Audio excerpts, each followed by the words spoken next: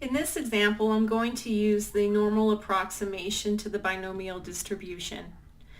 Consider the probability that at most 30 out of 200 people are left-handed. Assume that the probability that a person is left-handed is 0.15 or 15%. Approximate the probability using the normal distribution. So the first thing we want to do is we want to check to make sure that the normal approximation to the binomial can be used. So we need to check if n times p is at least 5 and n times 1 minus p is at least 5.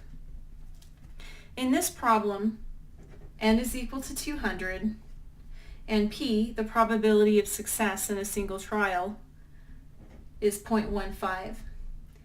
Alright, so this is a binomial situation. Either a person is left-handed or not. So we could use the binomial distribution to answer this, but I want to get an approximation to that probability using the normal distribution again. So to verify, plugging in n and p, so is 200 times 0.15, is that at least 5? Well, 200 times 0.15 is 30, so that's definitely at least 5, so that checks. And is n times 1 minus p at least 5? So 200 times, if p is 0.15, 1 minus p would be 0.85. That would represent the probability that someone is not left-handed. Is that at least 5? Well, 200 times 0.85 is 170. So yes, that checks. So what this means is if I were to look at the shape of this binomial probability distribution, it would be approximately normally distributed. So to use the normal distribution, I need the two parameters mu and sigma. Mu for this situation is going to be the mean for the binomial distribution, which is n times p. And the standard deviation is going to be the standard deviation that we use for the binomial distribution. And that's the square root of n times p times 1 minus p. Plugging in n times p, we already found that. That's 30. And the standard deviation is going to be 30 times 0.15 times 0.85, all under the square root. So doing that, getting my calculator out,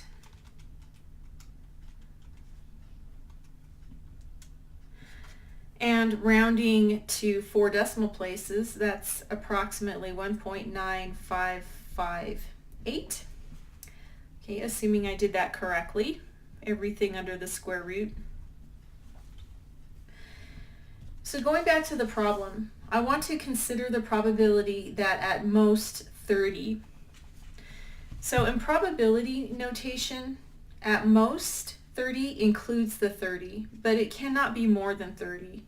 So as a binomial statement, a binomial probability statement, that's going to be the probability x is less than or equal to 30.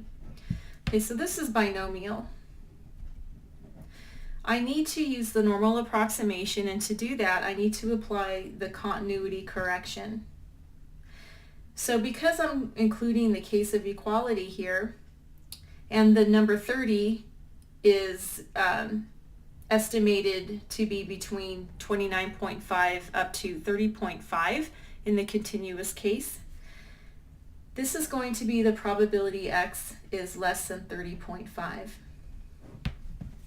I have a separate video that just does examples of this step here in case you need to go back and take a peek at that.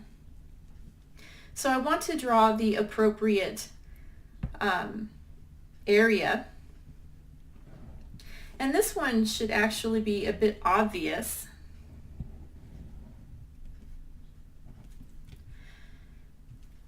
So the mean is n times p, and that's 30. If I want to find the probability x is less than or equal to 30 in the binomial case, well, clearly this is going to be close to 0.5, okay? But we're going to go ahead and do this using the normal approximation to the binomial. So I'm a little bit above 30 at 30.5, and I'm going to the left, so I want to shade to the left. I actually should have picked different numbers. This is what happens when I make up a problem myself, because you could just look at that and say, oh, that's going to be close to 0.5, if not equal to 0.5. All right, so to use the normal CDF in the calculator, I need to recognize the fact that my lower bound is negative infinity. So I'm going to input a really small number. And my upper bound is 30.5. Mu is 30. And sigma, rounded to 4 decimal places, is 1.9558.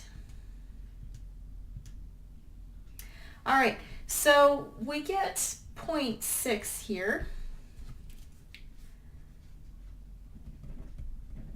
Let's compare that to the binomial distribution, because this is an approximation. So going to my distribution menu, going up to binomial CDF, okay, I'm working with this situation. The probability x is less than or equal to 30 includes the 30. So this is the summation from x is equal to 0 up to the value x is equal to 30. Number of trials is 200. Probability of success is 0.15 for a single trial, and my x value is 30. All right, so this is pretty close to 0.5. Okay, it's a smidge over. So you'll see that the probability when we use the normal approximation to the binomial is reasonably close. Now, it's not exact, and that's okay. This is called an approximation. All right, so rounding to 3 decimal places, this would be 0.549 under the binomial case. Okay, so reasonably close. Again, this is called the normal approximation to the binomial. And I think the trickiest part to these problems is understanding how to apply the continuity correction.